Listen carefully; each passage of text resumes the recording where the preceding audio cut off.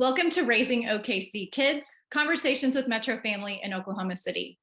I'm Erin Page, and today I am thrilled to have one of my dear friends and mentors, Shannon Rich, here to help us celebrate Women's History Month. Welcome, Shannon. Thanks so much for being here.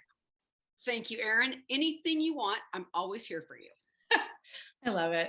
Okay, before we dive in, I want to tell our listeners a bit more about you, and I promise I'll stick to your actual bio and script. I've known you for a long time, so it could be dangerous, but you know way too much, so please stick to it. Yes.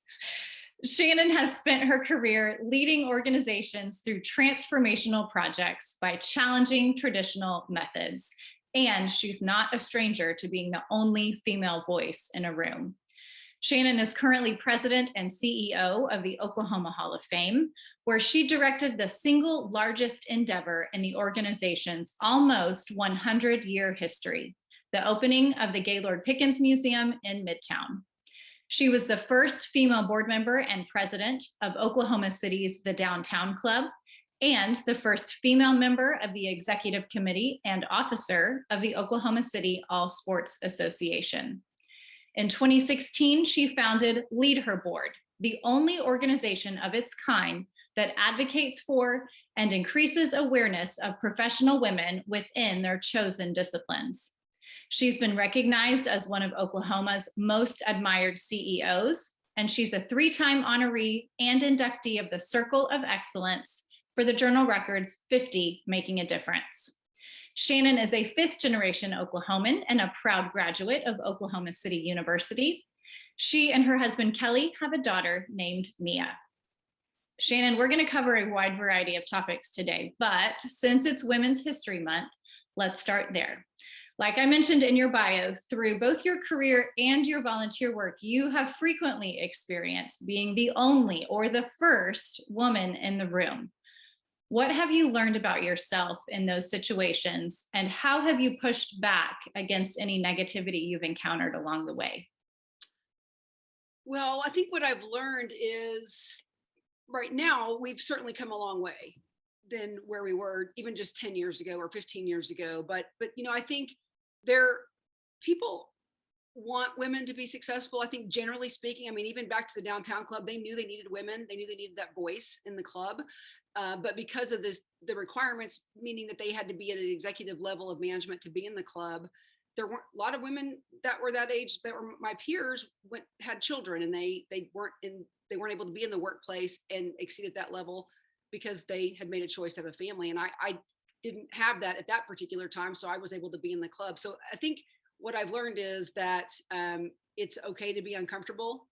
And I've had to definitely, we talked about that before we went on, is, you know, you have to kind of stretch yourself a little bit at times and be comfortable being the only voice in the room. But I really feel like there've been a lot of women that have welcomed me along the way, and people that have kind of pushed me into the spotlight or pushed me into the uncomfortable zone whenever I wasn't quite ready to go there. And that's really what I've tried to do to people that I've hired is, you know, it's okay. We're going to put you in front of the room, and you're going to say these things. You're going to be prepared.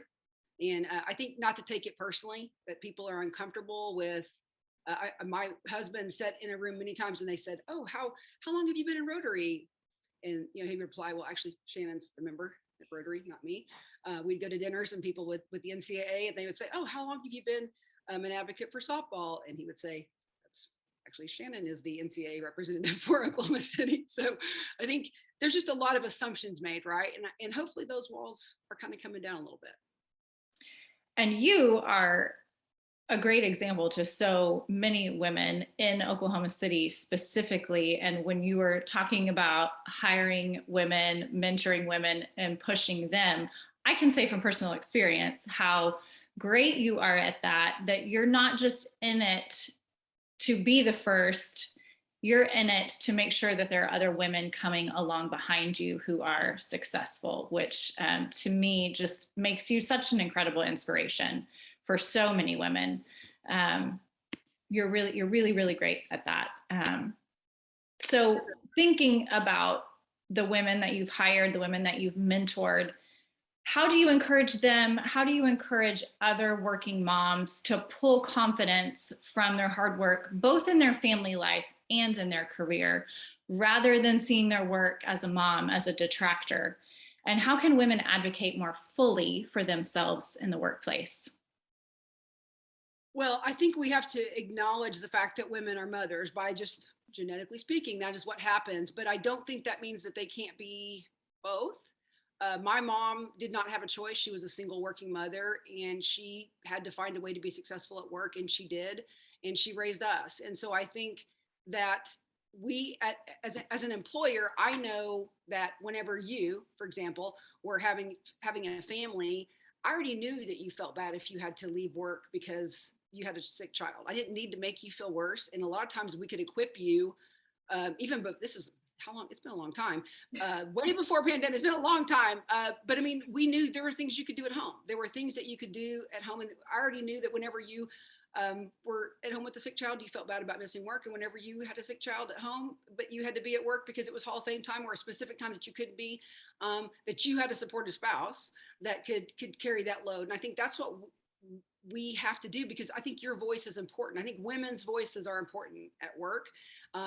Whether you sell a widget, whatever it is you do, you're missing market share if you don't have women at work. And I think we as women have to help each other. And that's what I experience. That's what I've tried to create in the workplace, is a supportive environment. And fortunately, most of the women that I work with have supportive spouses, and I never feel bad about having to say somebody's going to be working from home today, or even again, post pandemic, it's a lot easier to say they're going to work from home, because I think we all know now that we can get a lot of things done. But I think the environment is just important, and we have to acknowledge it. We have to acknowledge that women can do both. Some women don't want to do both, but I think we have to have more women in media, in science, in what you're doing. Again, the voice that you bring to media, in politics, in finance, there has to be. It's just where there's just less. The numbers are so drastically different from where women are in the C-suite, and those are the voices. That's where decisions are made. That's where the pay gap gets solved. That's where everything happens. Is whenever you can start putting women in decision-making roles.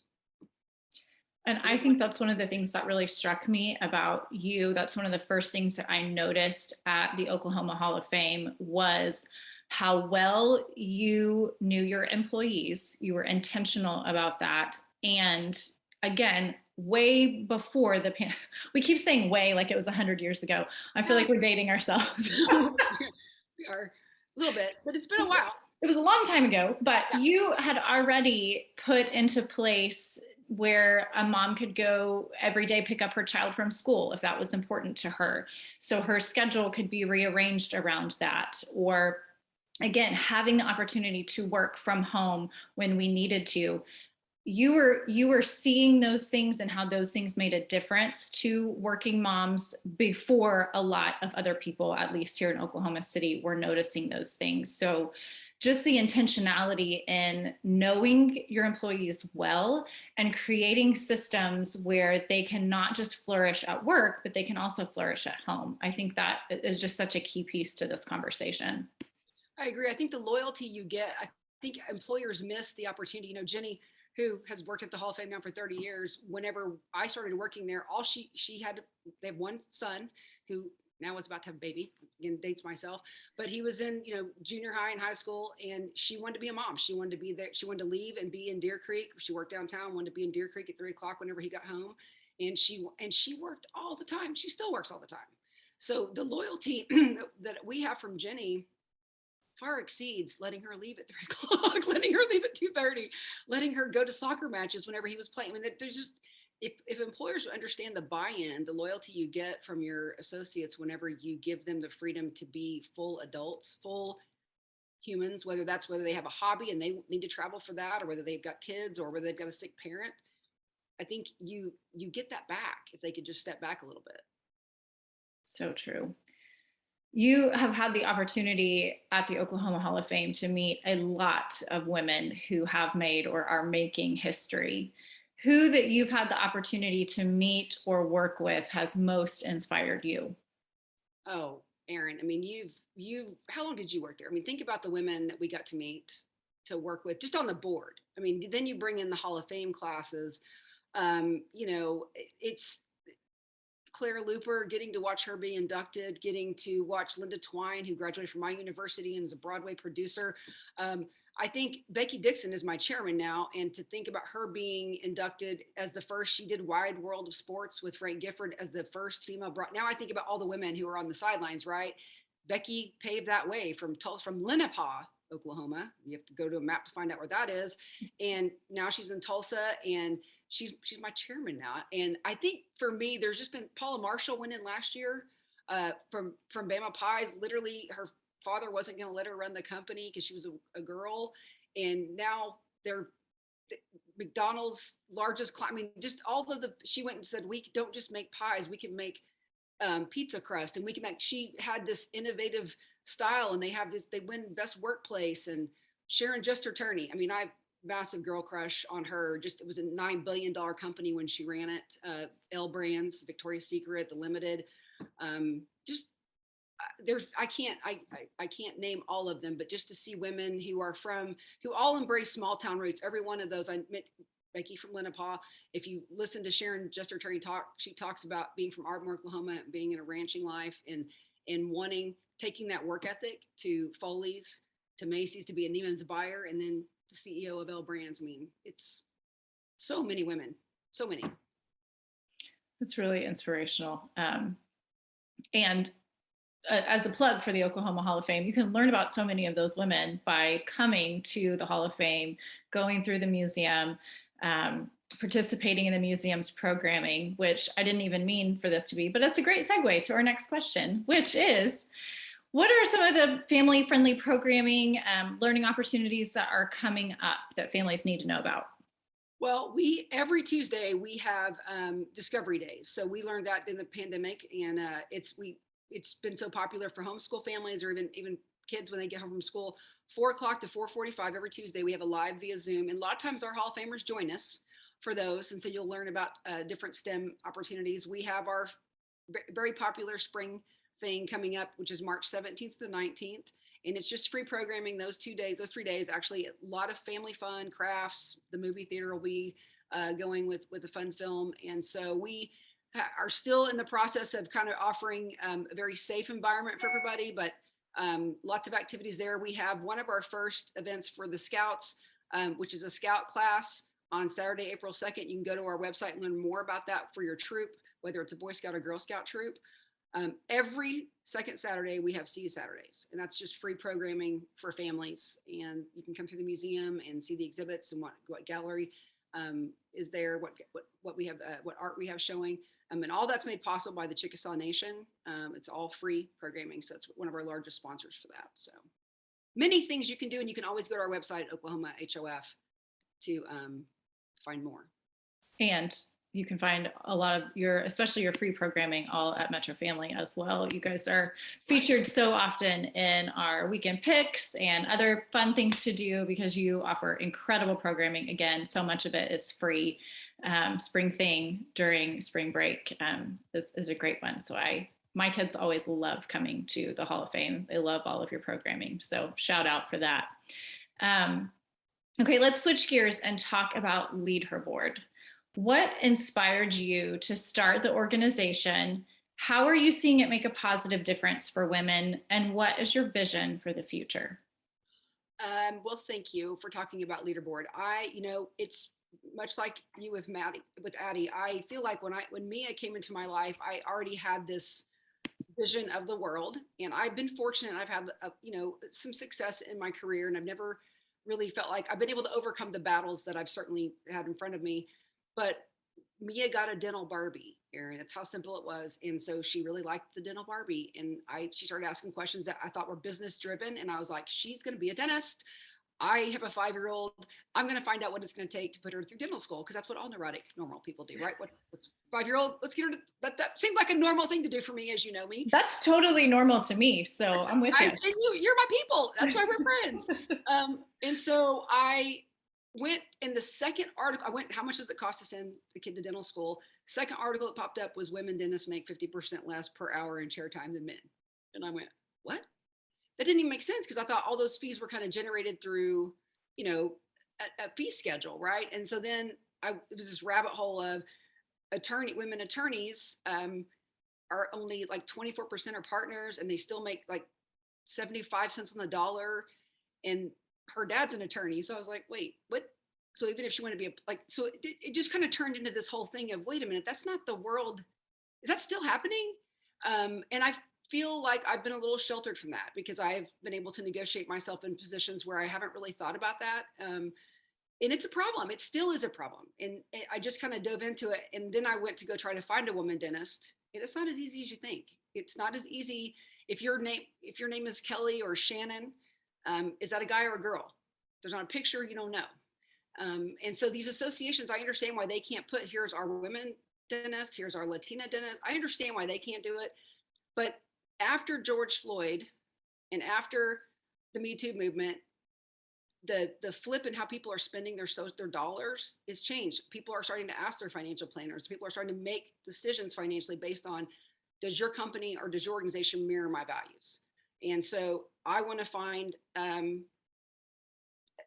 want to find somebody who's hung their shingle as a CPA that represents women, that values women in leadership. And they don't have to be, it doesn't mean that, again, our family, I want people to hire my husband, but I just want to make sure that if you're going to hire someone, that you at least put women in the mix. And that tool wasn't there. And so that's why I created LeadHERBoard, was to be able to say, look, this is, you want to find a woman CPA, you want to find a woman trainer. Again, the women trainers make 50 cents on the dollar. Like, it's such a bizarre thing when you start thinking about, wait a minute, they set their own pay, but we don't trust men. We don't trust women the way we trust men. Like, that's the issue with dentists, is women don't feel the confidence. People don't want to go hire a woman dentist. It's 2022. It's like, what? Like, it's crazy. So when I think about the purpose of that, my vision for that is that Addie and Mia just decide, right? Like, they're going to get hired because they're merit. We'll no longer say, I think Sheryl Sandberg has a quote, they'll no longer be women engineers. They'll just be engineers, right? That's just not going to be an issue anymore. And so my hope is that our daughters are paid based on what skills they bring. And the assumption is they're going to bring the same skills as their male counterpart. And they're paid the same, that there isn't a female, in my lifetime, the fact that you could fire somebody for being pregnant, it's bizarre. I mean, obviously I was young, was little, but it's still, that happened in my lifetime. And so that's just something I just can't see. And I think education is going to change. I think there's people at Mia's school that are making six figures on YouTube. These kids are, I think they're going to start driving some change. This next generation is going to demand more, and they should.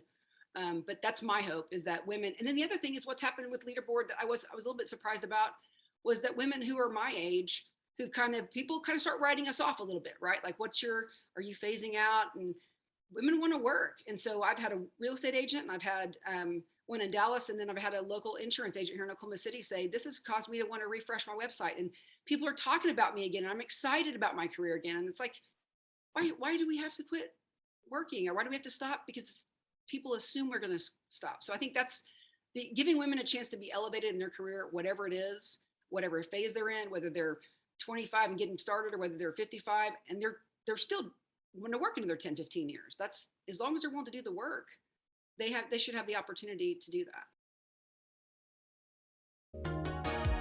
Do you have a child who loves science, technology, engineering, math, or art?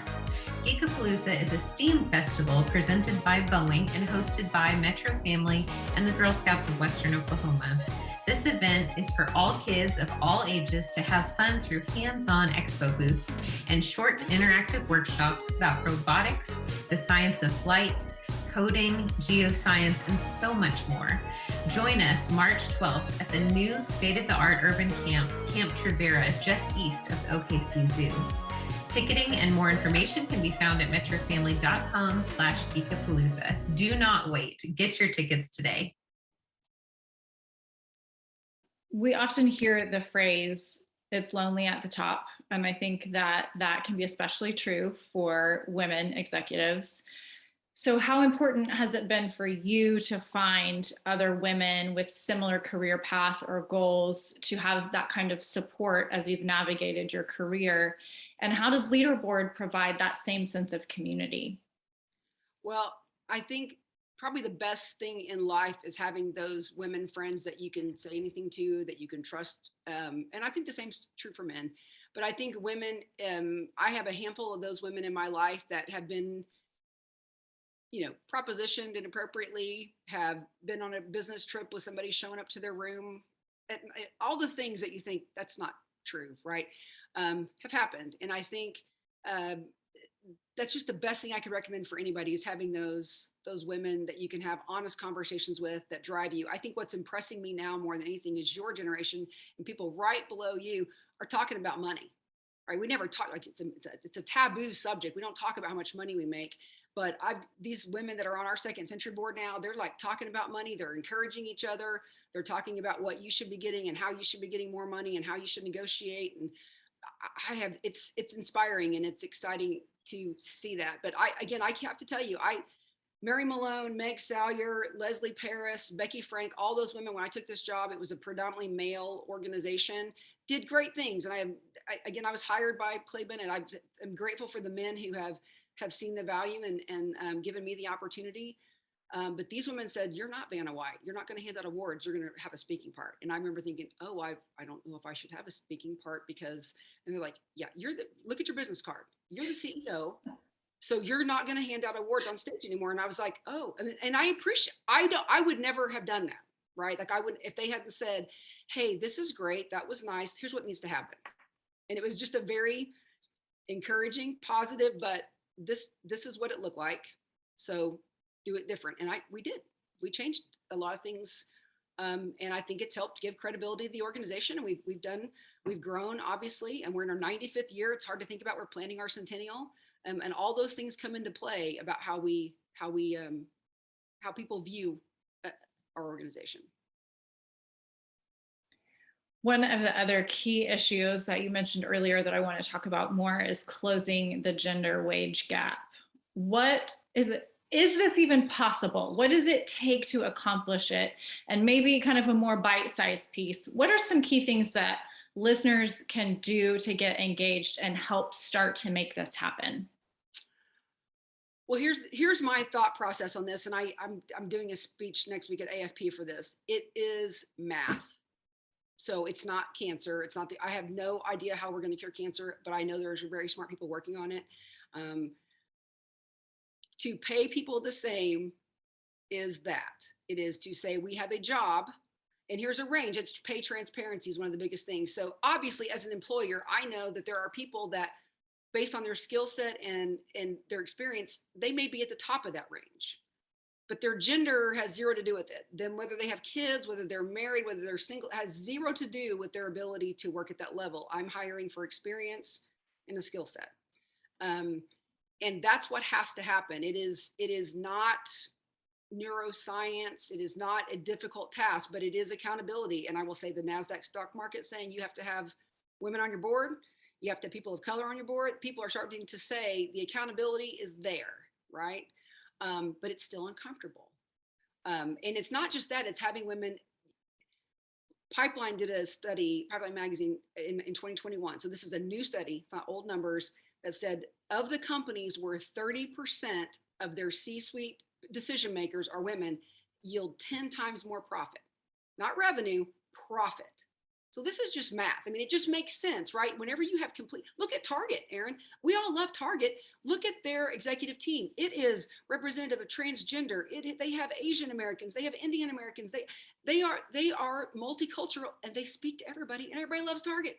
It's not crazy. So I think that's what has to happen. It can happen. I mean, we're along, unfortunately, my goal, I would love to, that's why LeadHERBoard, I'm not going to sit back and tell Mia that, I was successful. So my hope is that you are. It's like, we have to put things in place as a consumer, buy products from people that value women, like Target. I mean, go do the research and find out who does it. Make sure when you're going to hire an architect or you're going to hire somebody to do something, make sure that either my CPA is not a woman, but when I showed him the business plan for LeadHERBoard, he said, I love that you have, that you're finding a solution for this. And by the way, there are 3 women in my organization that are probably going to become partners. They're going to take my partner's place. He values women and they're in the C-suite. So it's not women against men. It's just, we have to have the diversity component. So you can choose with your checkbook, right? I don't mean this bad to the NFL. I don't believe for a minute the NFL all of a sudden cared about race or that their players beat their wives. I think what happened is people start to say, I'm not going to advertise with you anymore. I'm not going to buy tickets. And when you start exercising with your checkbook, that's how change is made. And I think that's what we have to do that. We have to hold people accountable. If you have daughters, even for sons, even if you want your future daughter-in-law, you want people to have equity in the environment that they work in. So there are things that can be done. I think, unfortunately, I think we're ways. I think there's still a lot of people in control that are uncomfortable with that. But if we keep pushing, and if we make those choices with where we spend our money, even though I know from experience, it feels like in the moment, does this really matter? Am I really making a difference? But I think we have to keep pushing anyway, and hope that with some collective power, it will. Well, that's the deal, is you making that decision and me making that decision and our friends making that decision. It ultimately, that is what happened with the NFL. The NFL had zero radius for change, but ultimately their players did their own little campaign. I mean, it's like, we're not going to play, and our advertisers aren't going to advertise. And so it's like, okay, we have to address these things that are not new. I think that's what's going to have to happen is consumers are going to have to say, this is what we're going to do it. Elvest, if you've ever heard of that organization, they basically, it's a woman named Sally Krawcheck, another massive girl crush I have, is she just said, look, we're going to make financial decisions with companies and organizations, and women frankly invest better. The numbers are there. It's not about anti-men. It's just we have different skill sets, and coupled with men, it's great. But she has a company, and they basically invest with the idea to promote women and people of color in mind, and they're hugely successful, and it's breaking all kinds of barriers. And I just think those are the kind of things that are going to create equity, is the conversation. In your personal life, we talk so much as working moms about work-life balance or finding fulfillment in all of our different roles. This, for me, is an area I really struggle with, and I know a lot of other moms in the workplace do too. So what are some of the challenges and opportunities you have faced as a working mom? What advice would you give other moms on dealing with that tension or guilt that can occur between our work lives and our home lives? Oh man, I don't have any advice. I have zero advice for balance. And I think being a parent, male or I just think it's hard. I think you want your kids to see, have every opportunity that you didn't ever have. But you don't want to raise them spoiled. And then you want them to see you be successful, but you don't want them to feel like your work is more important. All I know is Mia knows that she's loved by a lot of people. And that's been important because I think it takes a village. I think it takes a lot of people to make that experience whole, especially if you have a career and your spouse has a career. I think how spouses react to each other. I think one of the best things that probably Kelly has given Mia is, and I'm not saying this selfishly, but Mia sees her dad cook dinner. Mia sees her dad do the dishes. They're in my house growing up. There were just things my dad didn't do. And there were things that my mom cooking, the Thanksgiving meal was always never cleaned up. Never, to the point that some of the men in our house would like shake their empty glasses. And so that women would come fill them. And that's just, and again, I very loving home, but but that's just what was the reality. And Mia will never, that's not going to be a norm for her, right? Like her dad picks her up from school. Her dad does all the things that what you would say a mom would do, because there isn't that. I think that's what we have to look at. The message that we're giving kids is we want everybody to be fulfilled. And Mia knows that I have the Hall of Fame and that she's proud of what that is. I didn't even realize it till she wrote a paper one time about it. And you start realizing you're modeling for Addie, you're modeling for your boys every single day. And I think seeing a mom that is fulfilled, that's loving, that has a career, I don't think that's bad. The deal is it's not going to be 50-50, that whole balance deal. I think a long time ago, I'm trying to think who told me that, but I think the reality is you have to have your focus and presence at work. And then when you come home, that needs to be your focus and presence. I think that's where we struggle, is turning off work now that we can all be available all the time, and being able to set boundaries that are healthy to say, I'm not online, I'm not available, I'm going to be away, and I'm going to be with my family, or I'm going to be doing something else. That's the hard part. If somebody has answers for that, I would love to hear that.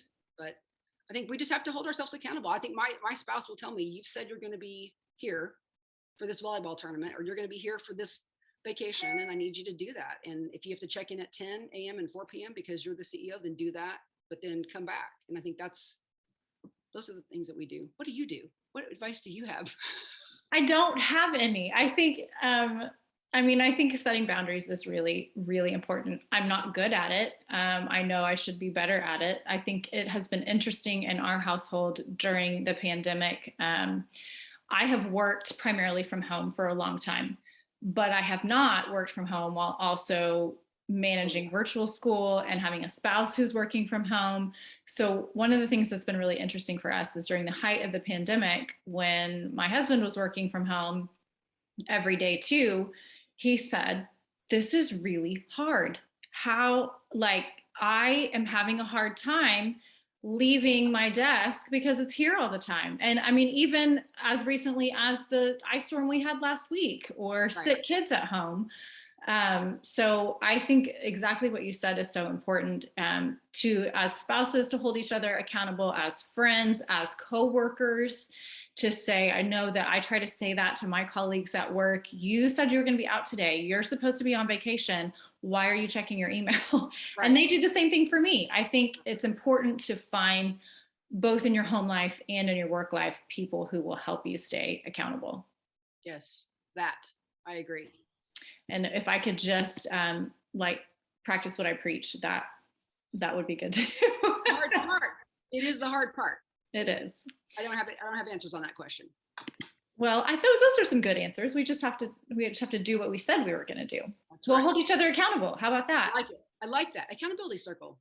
Perfect.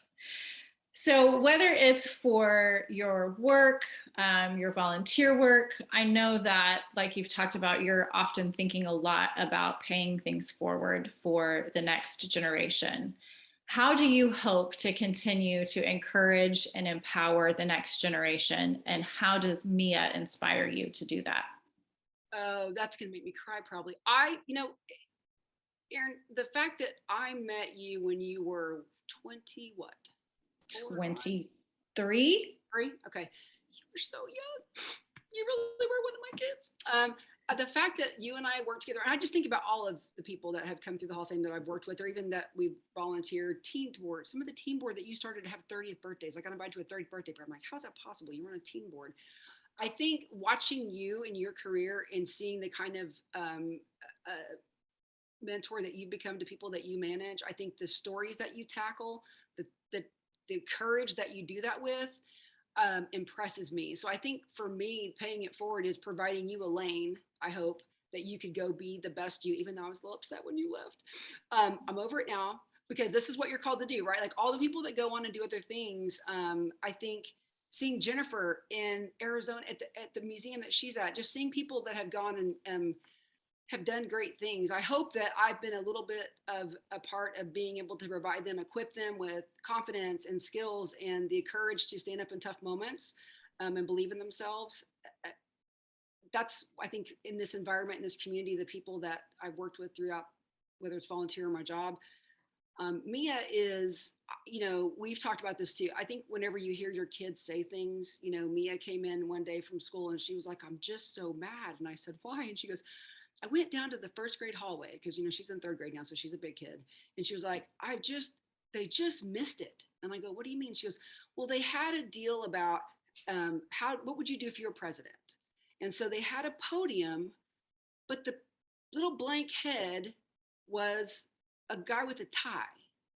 And so she said, I'm not saying girls don't wear ties, because some girls wear ties, but that's just basically saying a man is going to be how many little girls are going to fill that out so we can even find out what they want to be, because that doesn't lend to them being called upon in that moment. And I'm like, are you 9? Did you just say that? Did you just say, you just realized that there is that podium should have been empty, because that could be a woman in a dress. It doesn't matter what they're wearing. If you're asking what quote, tell them what you do if you're president. So the fact that she gets that, the fact that she understands that there's not a barrier between her and the presidency. I remember being like 20 something years old in the governor's mansion, and a bunch of women were standing around, the governor's names and their spouses' names are on the steps. They're in that carpet as you go up. And one lady said, well, I guess you have to marry a governor to have your name on this carpet. And I said, or you could run for governor. And their faces at that time, you know, in the it had to be early 2000s. They were like, well, you can't run for governor. And so now we've changed that, right? Like that's happened. So I just have to think that inspires me, because I don't think Mia is going to have those boundaries. I hope Addie does. You know, whatever they want to do, whoever they want to love, whatever they want to be. I just want them to be happy and contributing members of society, and, you know, encouraging each other. You said you were going to cry, but I'm the one that is curious. That's why I left that for last. Thank you so much for this. This has been empowering. It's been inspiring. It's a perfect way to start off National Women's History Month. I know you've been a huge inspiration to me, an incredible friend to me, not just while at the Oklahoma Hall of Fame, but far beyond that. And yes, I still hear your voice in my head, Shannon, when I'm making decisions at work, especially. What would Shannon do? You've done incredible work, not just at the Hall of Fame, but really in changing and inspiring all of the lives that you've come in contact with. Well, you're very kind. And I will say this to you. I read the stories that you guys publish, and I hear your voice, and I know that you're the one pushing in a place where it's uncomfortable to have some of those conversations, but you're putting a face on people that need to be seen and heard, and you're giving them a voice. And I'm so proud of you, because I know there's bumps out there. I know that not everybody receives that, but you're representing people that need to be represented. And I'm so proud of you. Okay, thanks, friend. I appreciate you. It's the best Monday ever. I love this Monday now. It is the best Monday ever. Thank you. Thank you so much, Shannon. Thank you, everyone, for listening. Join us next time on Raising OKC Kids.